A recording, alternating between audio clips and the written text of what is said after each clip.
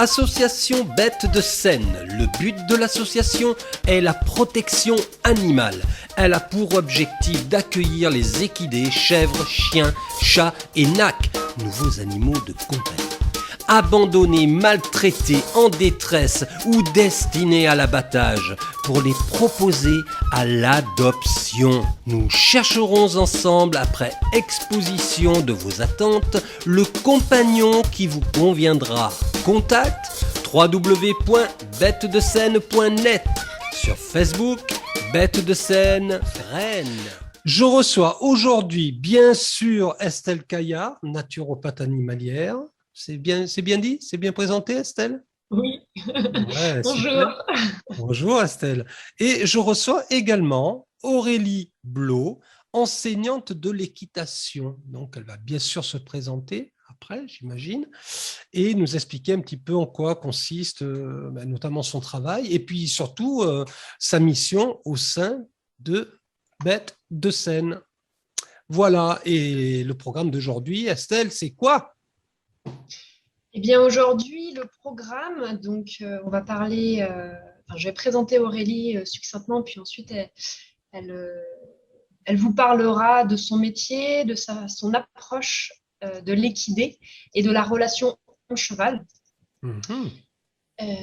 On parlera aussi toutes les deux, j'interviendrai justement en lien avec ce qu'elle va présenter des choses concluantes et qu'on peut arriver à faire avec des animaux qui sont négligés, maltraités, qui ont peur de l'humain, notamment avec les protégés de l'association.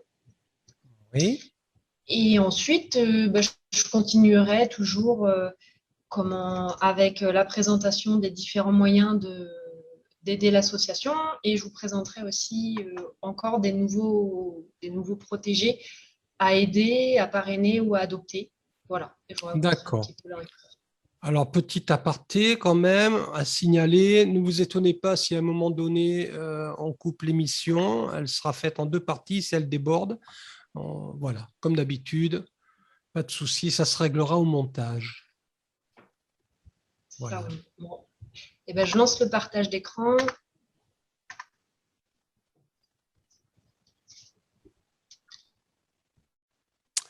Je n'ai pas changé la bannière. C'est très bien, c'est très bien. Ne change rien pour l'instant. Ok. Alors, avant de lancer la slide suivante, du coup, je vais présenter Aurélie. Donc, Aurélie Blot a découvert le cheval et le plaisir d'évoluer avec eux après ses 20 ans, ce qui est relativement tard dans le monde du cheval pour un cavalier. Ils lui ont permis d'évoluer et de développer cette passion que nous avons en commun, les chevaux. Elle a créé Alternative Atypique pour partager son savoir-faire et aider les couples cheval-humain, chevaux humains. Aurélie est aussi une bénévole de l'association Bête de Seine et n'hésite pas à aider lorsqu'elle le peut. Nous nous sommes rencontrés grâce à cette superbe association, encore une belle personne qui cherche le bien-être des animaux. D'accord. Atypique. Ah, bien vu, bien vu. J'étais en train d'écrire atypique, moi, comme quelqu'un d'atypique, avec un K à la fin, tu vois, mon côté un peu rastaquaire. Et puis, non, c'est très bien. Le jeu de mots, parfait. Aurélie, vas-y, je t'en prie. D'accord, merci beaucoup. Déjà, merci pour l'invitation. Donc, oui, j'enseigne l'équitation donc, depuis 2012 et ma discipline de prédilection, c'est le dressage. Je gère également une pension d'équidé, surtout en pension de travail, donc sur équipiste, et j'enseigne principalement l'équitation et je travaille les chevaux dont les propriétaires en ressentent le besoin. Je suis accompagnée dans la vie par 3 chats, un chien et 5 équidés, dont le petit dernier qui nous a rejoints, c'est grâce à Bête de Seine. C'est Bête de Seine qui me l'a confié par l'intermédiaire d'Estelle, puisque c'est Estelle qui s'est occupée de lui de sa naissance jusqu'à son sevrage. Et voilà, comme le disait Estelle, je fais également partie de l'équipe de bénévoles en cas de besoin pour des visites ou pour des coups de main auprès d'équidés qui en ont le besoin. D'accord. Bien. Voilà. Oui, pardon, Estelle. Non, du coup, juste une petite précision donc, sur la partie équipiste. je te précède un peu, Eric, au cas où si tu poses la question. Parce que équipiste, en fait, c'est un terme relativement technique et pas forcément connu du grand public. Souvent, on connaît les chevaux dans des prés, des grands prés, comme on peut voir à gauche. Ouais. Donc dans des grandes pâtures relativement étendues. Et il y a quelques années maintenant, ça s'est pas mal développé. En fait, l'équipiste, c'est des pistes, en gros, des chemins qui sont créés artificiellement pour que les chevaux se déplacent plus et en fait retrouver leur élément plus naturel, on va dire, qu'ils fassent plus de kilomètres. Parce que comme je l'ai déjà expliqué dans d'autres chroniques, les chevaux ont besoin de se déplacer beaucoup, en fait, de faire quelques kilomètres quand même par jour, entre 10 et 20. Donc, c'est pas négligeable. Et aussi, ça limite l'accès à l'herbe, c'est-à-dire qu'on contrôle l'accès à l'herbe. Parce que ce qu'il faut savoir, c'est que dans nos contrées, l'herbe est très, très riche, voire trop riche pour les animaux, pour les équidés. Et du coup, ça peut engendrer des problématiques de santé. Question. Voilà. L'herbe, justement, question, les chevaux mangent l'herbe. J'imagine que quand ils sont dans un pré, ils sont quand même attirés par cette belle herbe grasse. Est-ce qu'il n'y a pas une problématique avec la pollution, par exemple? Parce que bon, on sait très bien qu'en Bretagne, c'est particulièrement pollué quand même, les sols. Hein. C'est une question comme ça qui me vient, parce que je n'y connais rien. C'est pour ça que je pose la question. Alors, Aurélie, est-ce que tu veux répondre? Oui. Ouais. Alors, c'est un sujet qui a été très, très peu encore abordé, la pollution des sols et la pollution de l'herbe, à ma connaissance en tout cas. Moi, je suis concernée sur le lieu où je vis. Je présume, je n'ai pas fait de test, mais je présume avoir des sols très pollués. On ne peut pas en voir directement l'impact sur le corps des chevaux, à part peut-être en naturopathie par contre. Peut-être que toi, tu as déjà vu ce cas, Estelle. En naturopathie, il y a certains outils qui permettent de détecter les taux de métaux lourds, par exemple, etc., etc. Mais on n'a pas creusé ça. Pour l'instant, l'herbe est plus nocive pour la plupart de nos chevaux à cause des sucres principalement qu'elle produit à la belle saison. Et le rapport entre les besoins énergétiques et ce que nos chevaux ingèrent est déséquilibré. C'est là que ça crée des problèmes métaboliques. Mais en ce qui concerne la pollution, elle est certaine. Mais je crois que ça n'a pas encore été étudié approfondi. Qu'est-ce que tu en penses, Estelle? Alors du coup, effectivement, je te rejoins. Les sols sont pollués, certes, parce que je pense qu'aucune pâture jusqu'ici n'a pas été cultivée au moins une fois. Aujourd'hui, de plus en plus, il y a des métiers qui existent, effectivement, où on peut analyser les sols, l'herbe, les teneurs en minéraux, de foin. Effectivement, les métaux lourds ressurgissent et réapparaissent dans les scans que je peux faire en biorésonance. Après, souvent, c'est plutôt des carences qu'on peut aussi voir apparaître dues à la pauvreté des sols. Et c'est plutôt ça, en fait, qui est, pour moi, en tout cas, relativement néfaste et négatif, parce que du coup, nos pâtures sont relativement pauvres en minéraux et trop riches en sucre, du coup. Donc, en gros, on a certains déséquilibres et si on n'intervient pas, nous, en tant que gardiens d'équidés, que ce soit pour combler les carences ou pour limiter justement ces apports en sucre ou en trop d'énergie, et ben voilà, les chevaux peuvent avoir et peuvent déclencher des pathologies et des problèmes. Ce qu'on voit de plus en plus. D'accord. On a des pathologies qui ressurgissent chaque année, là, c'est de pire en pire. J'ai envie de dire, c'est un peu comme les humains, mais ouais. D'accord. Bon. J'avais une autre question à poser, mais je vais m'abstenir, sinon on ne va pas avancer. Ok. Mais ça me brûle les lèvres. Ça roule. Ouais. Okay. Du coup, Aurélie, je te laisse continuer. Je te remercie. Donc voilà, dans mon travail, pour expliquer en quelques mots et introduire le sujet, je suis entre autres appelée pour aider des duos, homme-cheval, à dépasser soit un blocage, soit un traumatisme, soit une situation de stress, entre autres. Et mon intervention donc s'articule globalement en 2 temps. Dans un premier temps, je commence par écouter les besoins de l'humain et du propriétaire en échangeant. Puis, je vais écouter les besoins qu'exprime le cheval en les regardant évoluer tous les deux, le gardien et le cheval. Et dans un deuxième temps, je vais proposer des stratégies et des exercices de savoir-être, de savoir-faire que le duo peut s'approprier pour progresser ensemble dans la direction qu'ils m'ont donnée. Voilà. Alors, avec un peu de recul, on s'aperçoit que l'humain demande de l'aide à un professionnel parce qu'il a besoin que son cheval soit plus calme, plus disponible, plus léger ou plus équilibré. Mais comme ça passe par les exercices, la relation, le travail, c'est au final le cavalier qui gagne en compétences, en finesse, en justesse, en confiance, etc. Donc, l'équitation nous transforme, nous humains, en réalité. Et mes années d'équitation et d'enseignement m'ont donc amené sur cette diapo à travailler et développer des stratégies autour de 5 dimensions qui, pour moi, composent l'individu cheval, l'individu humain, mais aussi la relation. Donc, on a la dimension relationnelle dans laquelle il y a beaucoup de choses, mais par exemple, on a la communication, le langage, l'écoute, la confiance mutuelle, l'empathie, le lien. On a la dimension mentale, où là, on a les apprentissages, les besoins, les perceptions, les blocages éventuels, la compréhension de l'autre, ça passe par le mental, les interprétations aussi. Dans la dimension émotionnelle, on va avoir le rôle et les impacts des émotions sur toutes les autres dimensions. Le stress versus la paix ou la sérénité, les blocages et les traumatismes émotionnels, les peurs et les joies aussi. Dans la dimension physique, on peut avoir douleur ou confort, donc inconfort, confort, le matériel, les capacités physiques de l'individu, le rééquilibrage éventuel, la posture du cheval, la posture du cavalier. Et on a la dimension énergétique, qui est un peu plus invisible, mais qui est entremêlée à toutes les autres, dans lesquelles on peut entrer par les portes, par les chakras ou par la médecine traditionnelle chinoise, par exemple. C'est l'impact de l'énergie sur la matière, en quelque sorte. Voilà, dans les grandes lignes.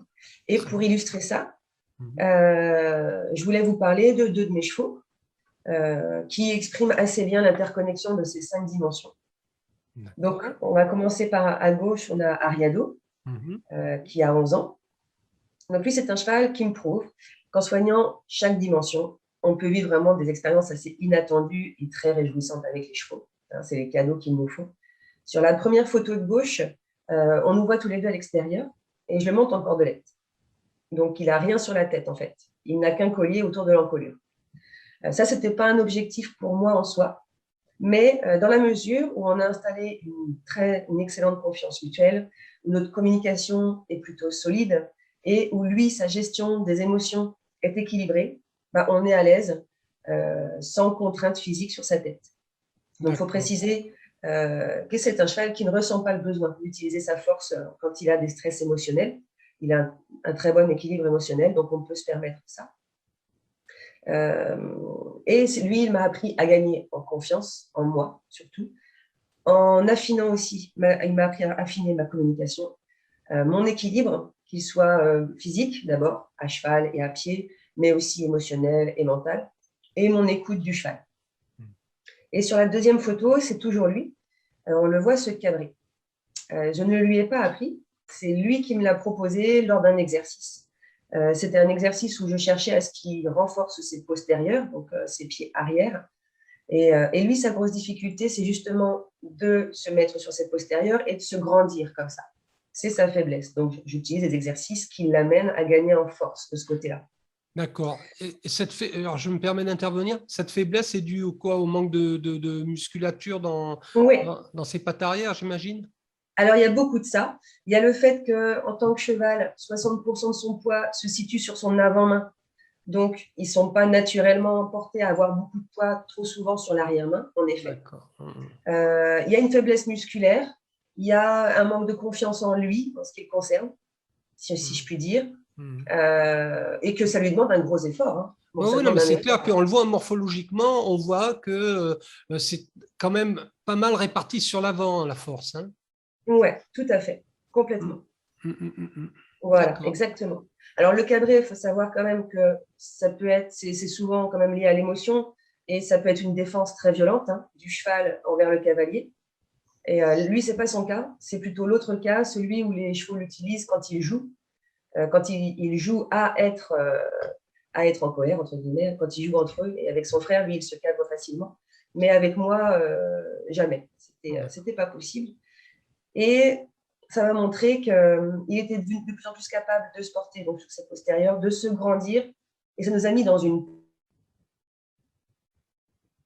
telle joie qu'il n'hésite pas à le reproduire un peu sur demande quand même. Dès qu'il en a l'envie, qu'il s'en sent capable, il n'est jamais obligé de le refaire. Et ça me montre en fait que notre relation, que le travail, que ces conditions de vie, c'est tout un emmêlement, un enchevêtrement de données, ont renforcé sa posture mentale, ont renforcé sa posture physique. Il a gagné encore en légèreté émotionnelle et tout ça dans notre relation. Donc en essayant de combler ses besoins au niveau de ces 5 dimensions, il s'est dépassé au-delà de mes attentes. Yeah. Voilà. Et Scarento à droite, donc le cheval belge, le pur sang anglais, lui, il part d'un peu plus loin. Il a 16 ans aujourd'hui, comme sur ses photos. Là, ce sont des photos récentes. Et c'est un ancien cheval de course. Donc, la première fois que je l'ai rencontré, c'était un cheval très renfermé, très distant, très, très froid. Le contact physique de la main lui était insupportable. Et j'ai appris après que c'est parce qu'il était très douloureux. Mais ça a toujours été un cheval très gentil et respectueux. Un peu tempétueux, mais gentil. Donc, il a très longtemps gardé une attitude très renfermée envers les chevaux comme envers les humains. Au niveau relationnel, j'ai d'abord travaillé à ce qu'ils se sentent le moins possible trahis, obligés d'eux, à ce que les moindres petites expressions qu'il me partageait de ce qu'il aimait ou de ce qu'il n'aimait pas, de ce pourquoi il était OK ou pas, il soit entendu, et à ce qu'il ait un maximum de choix. Parce que comme il était en plus très respectueux, je pouvais facilement lui créer un espace de liberté où il pouvait s'éloigner ou me dire non. Là-dessus, la vie en équipiste, donc ce qu'on a vu tout à l'heure, ce qu'Estelle nous a expliqué, l'a transformé d'un cheval très écrasé dans le troupeau, très discret, très effacé, très timide, même avec les chevaux. Il est devenu maintenant un leader déterminé, un peu trop parfois, avec plein d'assurance et qui prend pleinement sa place, quoi. Ça a été un spectacle assez impressionnant de voir la transformation. Mais par contre, physiquement, comme c'est un cheval qui a des faiblesses, il a un dos un peu faible, ce qui fait qu'il a tendance à se creuser avec le temps. On dit qu'il peut avoir une tendance à s'enceller. Il a les reins faibles et il a beaucoup d'arthrose. Donc, j'ai d'abord essayé le repos et les pistes pour voir si ça suffisait à conserver son intégrité physique. Ça a amélioré beaucoup de choses, mais au niveau musculaire, ça ne suffit pas du tout. Donc, pour lui, le travail physique a vraiment un gros intérêt.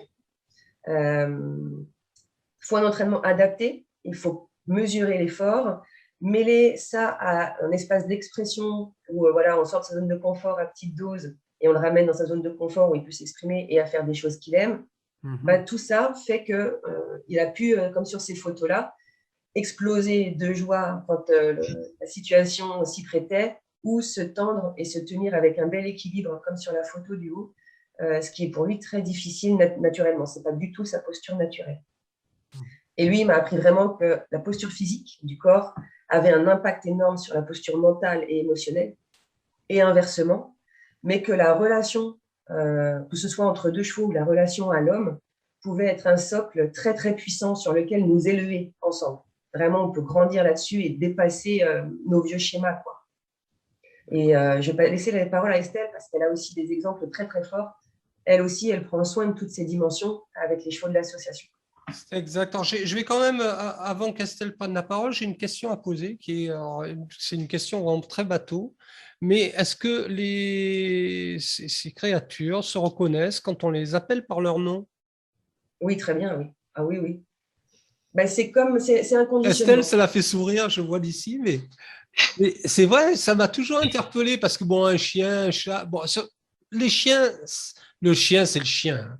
Bon, Médor, voilà, Milou vient ici, le chien il répond assez facilement, mais les chevaux, je me suis toujours questionné. Le chat, c'est encore autre chose parce que le chat est tellement indépendant que peut-être Lui, il n'en a rien à secouer, qu'on l'appelle Pierre-Paul ou Jacques. Mais c'est vraiment des questions assez élémentaires que je me pose sur les animaux. Donc oui, ils répondent facilement à leur nom. Mais c'est comme les chiens, en fait. C'est ce qu'on appelle un conditionnement.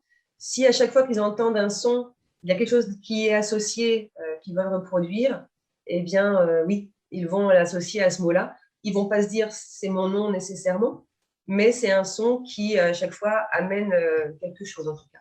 Oh, je suis déçu. Moi, je croyais qu'ils se disaient bon, c'est mon nom, j'arrive. Je rigole. Et Eric, tu vois, je rigolais, mais c'est pas. En fait, la question est souvent posée. Cette question-là, moi, on me l'a souvent posée. Donc, c'est pas anodin et c'est pas une question bateau, hein, parce que beaucoup de gens se posent cette question-là, effectivement, parce que ce sont des animaux qui vivent dehors et qu'on n'est pas tout le temps avec eux. Et voilà, Aurélie l'a bien décrit. C'est vrai qu'ils sont assez forts pour se reconnaître et pour savoir quand est-ce qu'on parle d'eux et qu'on fait appel à eux. Et je comparerais même certains chevaux aux chats. Les chats connaissent aussi leur nom, mais comme les chats, les chevaux répondent quand ça les arrange aussi. Ouais. Ils connaissent très bien leur nom. Ils ont leur caractère, voilà, on va dire ça. Ouais, leur liberté. Et leur liberté, tout à fait. C'est super. Alors, du coup, là, en fait, on voit Tania. C'est une petite ponette qui a été récupérée il y a un peu plus d'un an par l'association. Elle était seule au milieu d'un pré, craintive et maltraitée, on va dire, parce que comme on voit sur la photo, les pieds étaient vraiment très longs. On appelle ça des pieds en babouche. Donc, c'est relativement mauvais pour l'aplomb et pour la stabilité du cheval. Et c'est même risqué parce qu'on risque, on appelle ça un basculement de phalange. Et si basculement de phalange, après, c'est encore plus compliqué pour le cheval de se déplacer, voire ça peut engendrer la mort dans le sens où il ne peut plus se déplacer. Et si un cheval ne bouge plus, voilà, c'est compliqué. Il n'y a pas eu un post sur Facebook à son sujet, là? Elle n'a pas su opération ou quelque chose? Alors, c'est pas elle. C'est pas elle. Elle, en fait, on va dire qu'elle a été sauvée à temps et hormis ses pieds et son léger surpoids, elle n'a pas eu de grave négligence, on va dire. D'accord. Elle a été adoptée il n'y a pas longtemps. Donc, c'est peut-être pour ça que tu as vu un post. Elle a été adoptée par sa famille d'accueil. D'accord. Qui a refait toute son éducation parce qu'en fait, c'est une ponette qui est très craintive, qui ne connaît pas bien l'homme et qui, du coup, avait des réactions plutôt agressives, voire violentes, à taper, à mordre.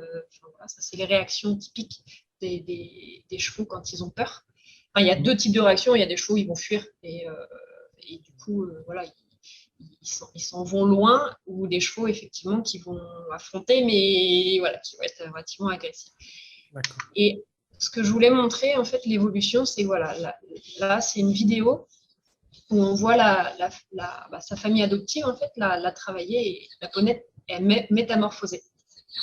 Voilà, ce genre de choses, prendre les pieds, par exemple, c'est quelque chose de très difficile et de très compliqué chez un cheval, chez un équidé qui n'a pas connu ça d'éducation, qui a peur et qui est craintif, puisque là, on est vraiment sur du basique et de l'instinctif, et les chevaux sont des animaux de proie.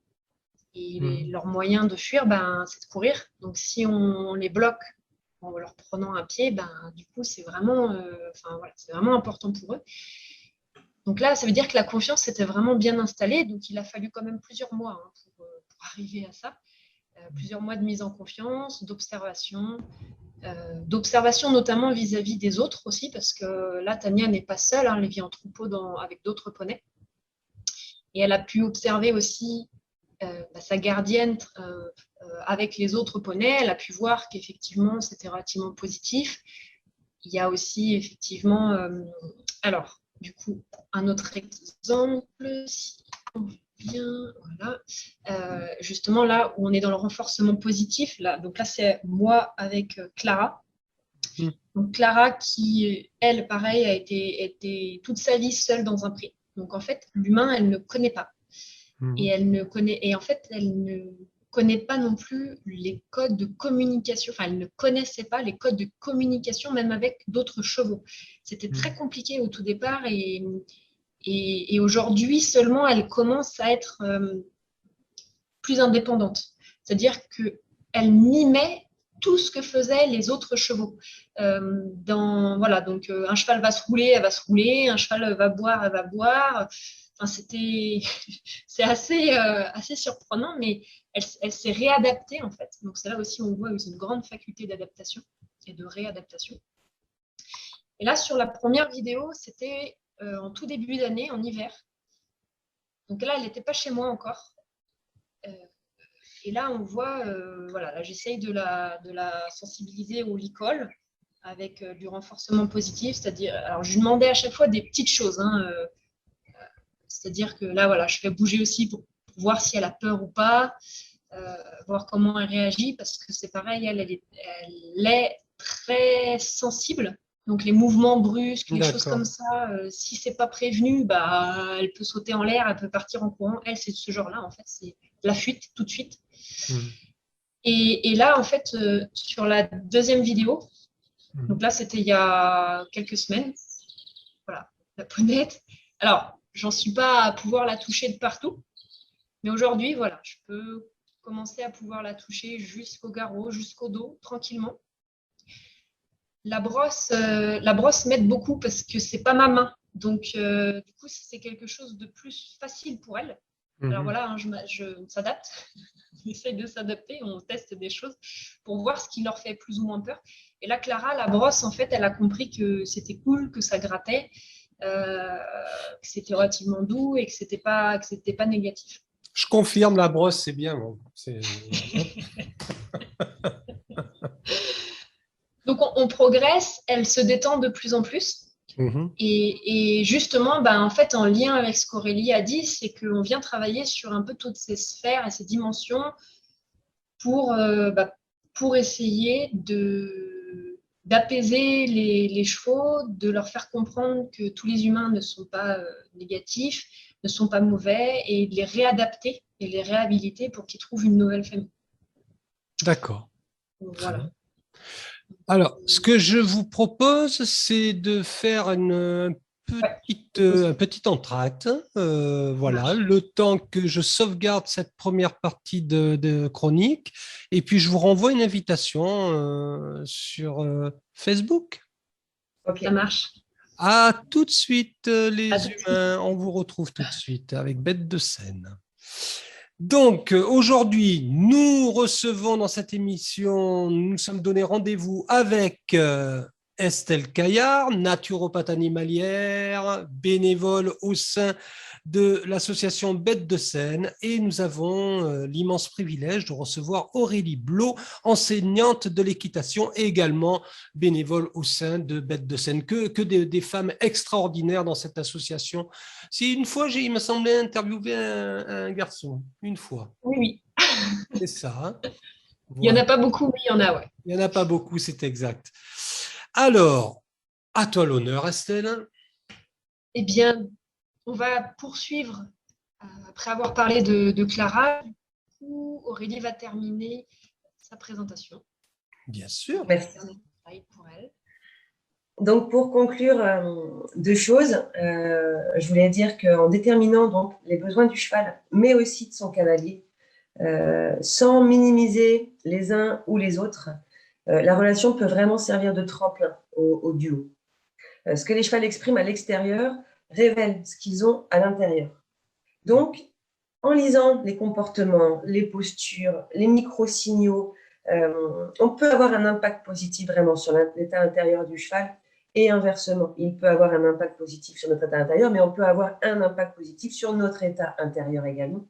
Donc, apprenons à écouter, apprenons à les lire, à les comprendre, à nous lire, à nous comprendre, et il nous guide vraiment vers des expériences magiques. Et c'est pour ça que je voulais vous partager quelques ressources que j'ai mises sur la diapo, des ressources qui peuvent nous permettre de mieux entendre et écouter les chevaux. J'ai mis le logo de yoga et équitation. C'est Équitation Positive qui propose ça. Elle propose une formation à distance sur l'éthologie équine. Donc, c'est déjà une première entrée en matière pour savoir qui est l'individu cheval. Le bouquin de Jean-Claude Barret sur éthologie et écologie équine, pour moi, c'est l'une des bibles à avoir quand on ne connaît pas grand-chose aux chevaux. Tout comme Apprendre et observer les chevaux d'Hélène Roche. Et le logo en haut à droite, c'est Permaculture équine. C'est une professionnelle engagée dans le bien-être des sols et des humains, et des chevaux, pardon, et des humains aussi, qui propose une formation aussi à distance et qui est archi complète. Voilà. Super, super. Alors moi, j'ai envie de poser une question là, un petit peu personnelle. Vous concernant, mesdames, depuis que vous vous occupez des chevaux, ça date quand même parce que vous êtes tellement passionnés, comment je pourrais dire votre relation à l'humain, justement? Est-ce que vous sentez qu'elle s'est améliorée? Est-ce que cette relation vous devient, bon, je dirais pas insupportable, mais est-ce que, au contraire, justement, ça crée un fossé qui se creuse parce que vous apercevez finalement que l'humain, finalement, il n'y a peut-être pas grand-chose à en tirer comparé aux animaux, en tout cas aux chevaux. Enfin, tout ce type de questions, enfin, j'en parle parce que ça m'interpelle un peu quand même. Tu veux commencer, Aurélie, ou... Je t'en prie. Je te laisse la parole. C'est une putain de bonne question. Il n'y a pas de souci. En tout cas, je peux y répondre. Pour ma part, oui, voilà. En fait, il y a quelques années, avant d'intégrer l'association Bête de Seine, j'avais du mal avec les humains. J'avais du mal. On va dire que la compréhension des humains était pour moi un peu difficile. Et effectivement, c'était plus simple d'être avec les animaux, que ce soit les chevaux ou les chiens d'ailleurs. C'était plus simple pour moi, la communication était beaucoup plus simple. Et j'avais, entre guillemets, plus de tolérance pour eux. Mais en entrant dans l'association Bête de Seine, en fait, j'ai énormément évolué. Et j'ai eu un autre regard sur l'humain, justement, et encore plus avec ma dernière formation en naturopathie humaine, enfin c'est même en psycho-émotionnel sur l'humain. En fait, je me rends compte que les humains, alors toujours en lien avec les animaux, que les humains sont vraiment,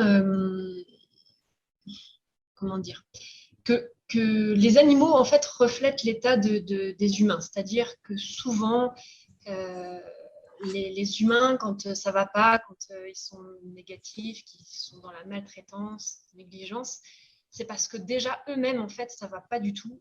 Ils sont souvent dans des misères sociales, dans des problématiques très compliquées au niveau psychologique. Et effectivement, c'est les animaux souvent qui prennent. Et j'ai envie de dire, c'est pas pour excuser l'humain ou quoi que ce soit, mais souvent c'est inconscient. Les négligences, maltraitances, en tout cas par l'expérience que j'ai pu en faire et en avoir, parce que pendant un peu plus d'un an, je me suis occupée des négligences équidées pour l'association. Et j'ai pu observer que les gens se rendaient pas forcément compte, enfin la majorité des gens ne se rendaient pas compte de l'impact qu'ils pouvaient avoir sur leurs animaux. Ouais. Voilà. D'accord. Voilà, donc moi j'ai pas mal évolué et alors je suis plus dans la communication et essayer justement de faire comprendre aux gens, de par mon métier du coup, ce qu'ils peuvent apporter à leurs animaux, mais aussi à eux du coup, et ça va ensemble en fait. Et plus eux ils iront mieux ça ira et mieux ils traiteront leurs animaux et vice versa. Je sais pas si c'est. Tu m'as donné une partie en tout cas une partie de réponse. C'est pas tout à fait ce que j'attendais, mais c'est voilà. Qu'est-ce que j'attendais? Voilà, en même temps. Non, c'est bien, c'est super, c'est super. Ben, c'est vrai qu'en étant en contact, vous avez fait beaucoup de sauvetage. Je vois bien, je suis votre actualité, je la partage quasiment tous les jours sur Tam le réseau. Et je vois bien, vous êtes souvent en mission de sauvetage, soit parce que les animaux risquent d'aller à l'abattoir, soit voilà, il faut les sortir de la fourrière. Voilà. Je vois bien, hein, où souvent c'est parce que les personnes ne peuvent plus s'en occuper, sont des personnes âgées. Enfin, c'est ce que je vois comme type d'exemple très souvent. Donc, j'imagine bien que vous, en tant que bénévole, alors je parle pour vous deux, mais les autres aussi, hein, que ce soit bêtes de scène, les chiens, les chats et les nacs, quels qu'ils soient, je vois bien que vous êtes confronté à une certaine misère. Alors, je dirais pas misère sociale forcément, parce que j'imagine qu'il y a des endroits où les gens sont peut-être aisés, mais ils sont dans une misère, je dirais plutôt psychologique, morale. Enfin, je sais pas, peut-être. Oui, oui aussi. Mais oui, aussi, bien sûr, il y a le côté effectivement psychologique qui joue énormément. Mais enfin, côté psychologique, surtout par rapport à l'ego, par rapport, il y a cette partie-là, effectivement, qui ressort, mais c'est pas la majorité. Enfin, en tout cas, moi, de l'expérience que j'en ai et des personnes que j'ai pu rencontrer, avoir au téléphone, parce que enfin, il y a pas, voilà, un exemple, il n'y a pas très longtemps, je suis intervenue pas loin de chez moi, justement, pour une prise en charge de chiens. Heureusement que la gendarmerie était là, parce que l'endroit, c'était une décharge. Les gens, c'était des personnes, là, il y avait tout, il y avait le psychologique, mais c'était des personnes socialement exclues de la société. Enfin, Marginalisé, ouais, marginalisé. et relativement très agressif. Ben oui, Parce que forcément. complètement dans l'incompréhension et ils ne comprenaient pas non plus pourquoi on leur retirait leurs animaux, Bien sûr. alors que leurs animaux vivaient. En fait, leurs animaux vivaient dans les mêmes conditions qu'eux. C'est dire, c'est dire. Et voilà. Mais c'était pas, enfin, c'est pas possible. Déjà, humainement, c'est pas possible. Mais en tant qu'humain, entre guillemets, on est dépendant de nous-mêmes souvent. Que les animaux dépendent de nous. C'est Et ça. surtout, voilà. Donc du coup, ils n'ont pas le choix. Et effectivement, moi, ce qui m'intéresse, c'est d'agir et d'agir, d'informer, de participer justement à ces actions pour pouvoir aider au maximum les animaux. Mais parfois, on ne peut rien faire. Ouais. Ça, c'est hyper frustrant parce que d'un point de vue légal, il y a en France et même un peu dans le monde entier, après, il y a des pays plus ou moins avancés par rapport à ça. Mais notre réglementation, par exemple, elle est hyper limitée et on a des marges d'action qui sont très limitées. Très limité, oui. Parce que vous rentrez dans l'illégalité automatiquement, si vous prenez l'initiative d'enlever quand même l'animal, l'animal reste la propriété, alors que c'est un être vivant. Hein. Bon, mais bref, on ne va pas refaire toute l'historique, mais... Et on peut pas retirer des animaux à leurs propriétaires si on n'a pas les pouvoirs publics avec nous, que ce soit la gendarmerie, que ce soit la préfecture, voilà. Ou alors on négocie. Et ça, c'est les 3/4 du temps, c'est on négocie avec les gens. On essaye de leur faire comprendre que leur animal sera mieux ailleurs. Alors justement, peut-être on déborde un petit peu, mais c'est pas grave. Je trouve que c'est important d'en parler. En tout cas, moi, j'ai besoin d'être éclairé là-dessus. Quand vous négociez avec les gens, vous leur faites signer une décharge, en fait, hein, j'imagine. Tout à fait. Voilà. Tout est administratif de toute façon, parce que d'un point de vue légal, c'est pareil, il faut pouvoir justifier que l'animal a bien été cédé avec l'accord du propriétaire. D'accord. C'est bon d'en parler, c'est bien d'en parler parce que on n'a jamais soulevé ce lièvre-là, si je puis dire, dans nos émissions. Ça fait plus d'1 an qu'on travaille ensemble maintenant. Oui, tout à fait. Ouais. Voilà. Et on n'avait jamais soulevé cette problématique-là. Et je trouve que c'est bien d'en parler parce qu'au moins les auditeurs vont se faire une idée plus précise de comment ça se passe, que des fois c'est chaud bouillant, comme on dit. Hein. Quand il y a la gendarmerie qui intervient, c'est que vraiment on atteint des limites particulières. Voilà, donc voilà, d'autant plus qu'il faut adopter ces animaux. Ce sont des animaux qui ont besoin d'amour et de soins. Voilà, donc ce ne sont pas des peluches, je le rappelle, ce sont des êtres vivants. Et du coup, Aurélie, est-ce que tu veux dire quelque chose par rapport à ça? Ça va être dur de passer après ça. Eh ben, un peu comme toi, Estelle, j'aurais pu faire ma vie entourée que d'animaux, sans problème. Enfin, je croyais en fait. Je croyais ça. Parce que les animaux m'ont apporté beaucoup de choses. La première, c'est qu'en voulant leur bien-être, moi, j'ai pris un chemin où j'ai fait beaucoup de recherches et beaucoup de recherches sur eux et puis après sur moi. Et en découvrant des choses sur moi, je les ai adaptées à mes clients, puisque ce sont des clients qui rencontraient les mêmes difficultés que moi parfois, ou des difficultés passées. Et petit à petit, donc en apprenant plus sur l'humain, on se rend compte qu'en fait, il est encore plus en détresse que la plupart des animaux. Et en fait, ils m'ont reconnecté à moi, les chevaux, complètement. Et souvent, les cavaliers aussi, pas tous, mais ceux qui viennent à moi, il y a une partie de ça. Et donc, ça m'a énormément réconciliée avec l'humain, sans parler du fait que ce sont les animaux, enfin, ce sont les chevaux et un peu les chiens, ouais, les chiens aussi, qui m'ont fait rencontrer les plus belles personnes que j'aurais jamais pu croiser ailleurs, en fait. Je rencontre et je continue de rencontrer des personnes exceptionnelles. Donc, je ne peux pas dire que je baigne dans la même ambiance, peut-être, par exemple, qu'une association qui a plus affaire à la détresse humaine autant qu'animale, et c'est plus délicat. Moi, je suis entourée chaque jour de plus belles personnes. C'est assez incroyable. Et ça, c'est grâce aux chevaux. Sinon, je serais un peu une ermite, je pense, à la base.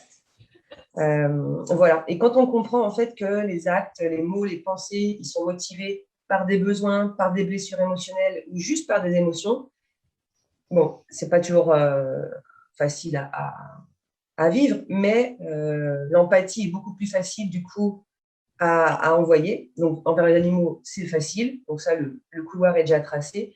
Et envers les humains, ça devient pour moi de plus en plus facilement. Ouais. Ouais, je me suis permis de vous poser cette question parce que même si on traite par visio interposée, je ressens un certain nombre de choses. Dans l'attitude, dans le regard, dans la façon de parler. Et c'est pour ça que j'ai posé ces questions-là. C'était pas anodin, c'était vraiment réfléchi et dirigé. Voilà, mais moi, ça me convient très bien comme réponse. C'est bien d'avoir le courage et de dire ce qui est. Et, c'est super. Voilà. Moi, j'ai pas d'animaux, j'en ai eu. J'ai eu des chiens toute ma vie. J'ai eu un chat à un moment donné, et puis j'ai eu malheureusement ce qu'on appelle un nac, hein, enfin même deux.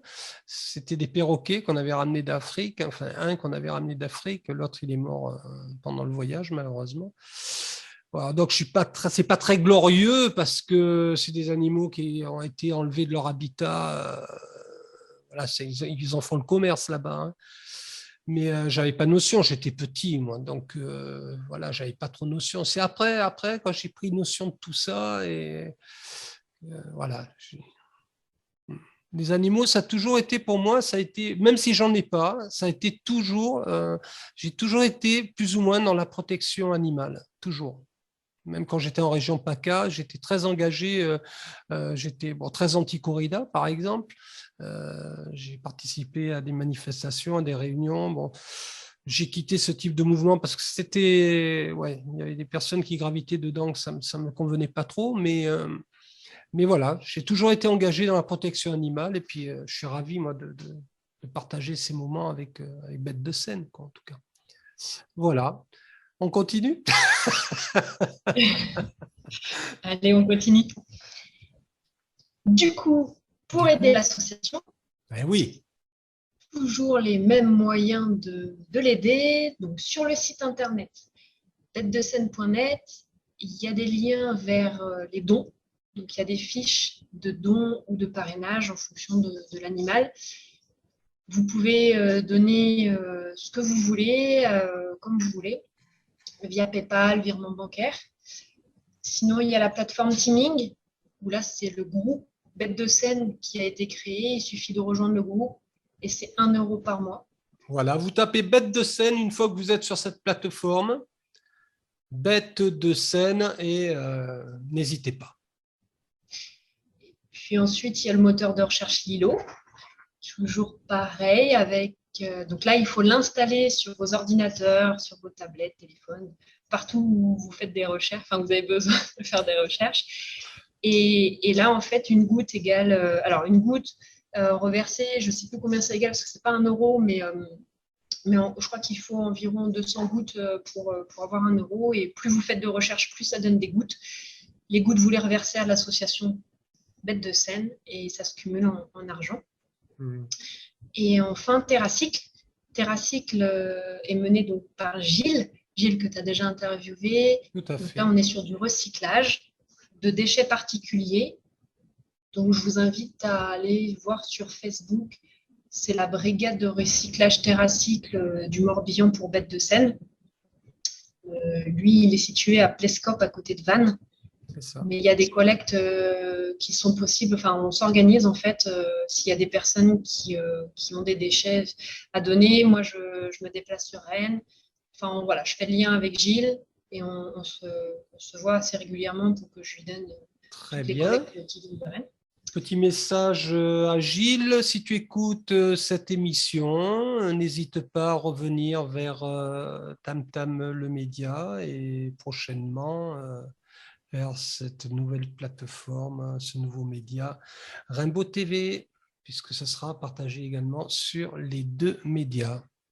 Voilà, donc s'il veut une interview, encore un coup de projecteur sur son activité, ce serait bien parce que ça fait plus d'1 an qu'on ne s'est pas vu. Donc, ouais. Voilà. Et puis là, je vais vous parler de certains protégés de l'association. Oui, je t'en prie. Je ne sais pas si tu te souviens d'Eliott. J'en avais parlé au tout début, enfin il y a quelques temps maintenant. Ça, il fait partie d'une saisie justement, une saisie juridique, où on a dû faire intervenir les gendarmes. Ils étaient 4 chiens au total, dans un état pitoyable. Lui, il a dû être hospitalisé tellement il ne tenait pas debout. Et on voit la photo en haut. C'était assez choquant. Aujourd'hui, c'est devenu un superbe chien. Il a retrouvé goût à la vie. Il est beaucoup mieux. Et il attend toujours sa nouvelle famille. Il est toujours à l'adoption. Ça va faire plus d'1 an maintenant. Ouais. Ça va faire beaucoup plus d'1 an. Il est tout jeune, il a 12 ans, il est beau, là, il est tout frais, ce pimpon, là, il est beau. Alors, les humains, mince. Donc, voilà. Donc, Eliott est à l'adoption. N'hésitez pas à contacter l'équipe des chiens si ça vous intéresse. Après, il y a bien sûr d'autres chiens aussi à l'adoption, mais lui, c'est vrai qu'il attend depuis un certain temps. Super. On parle aussi de Chippy, donc une femelle. Là, je parle de vieux en ce moment sur cette chronique. on sort le vieux stock. Peu cher. Donc, une femelle de 8 ans qui est aussi à l'adoption. Les mimi. Donc, elle a été cédée par sa propriétaire qui était trop vieille pour continuer à s'en occuper. Voilà. Et du coup, elle est relativement indépendante et elle attend aussi sa nouvelle famille. Elle est relativement sympa et elle a un peu de poids à perdre. On ne voit pas trop là, mais je n'ai pas mis d'autres photos, mais elle est assez grosse. Donc, il y a un peu de poids à perdre, mais elle est vraiment chouette. Puis elle est relativement mignonne. D'accord. Ensuite, il y a Belou. Belou. Donc, ça, c'est un hongre. Donc, c'est un cheval qui est castré. Les hongres, c'est les chevaux castrés, donc de 32 ans, qui lui est appareiné parce qu'il restera à l'association jusqu'à la fin. D'accord. Il nous avait été confié par une autre association qui fermait ses portes. Par manque de moyens. De moyens, oui. Ouais. Et du coup, il est bien dans sa nouvelle famille d'accueil. Il est très bien, mais comme il est relativement vieux et qu'il a une tendance à maigrir assez fortement, donc il doit être complémenté. Et il a un suivi, on va dire pas lourd, mais qui nécessite des frais. On a préféré le garder à l'association et le faire parrainer. Donc lui, il est à parrainer. Si vous souhaitez faire des dons, c'est avec plaisir. Il a une fiche spéciale pour lui. Voilà, une belle action. Faites une belle action, là. Ceux qui ont de la thune, là, allez, sortez les billets, mince. En plus, ici, là, sur la Côte des Mottes, je peux te dire qu'ils ont de la thune. Hein. Tu vois les baraques et tout, là. Nicolas! Il y a Et du Hulot coup, qui je vais habite à terminer. côté, là. Hulot, il habite pas loin d'ici, hein. Oui, petit bug, un tout petit bug, bug de rien du tout. Alors, donc, il s'agit de Padrigue. Oui, Padrigue. terminer avec Padrigue et Praline. Donc, Padrigue, effectivement, qui a un prénom un peu dur à dire.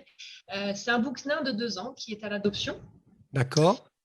Il a donc lui été aussi cédé par son ancien propriétaire qui pouvait plus subvenir à ses besoins. Donc là, c'était plus une question d'argent. Ouais.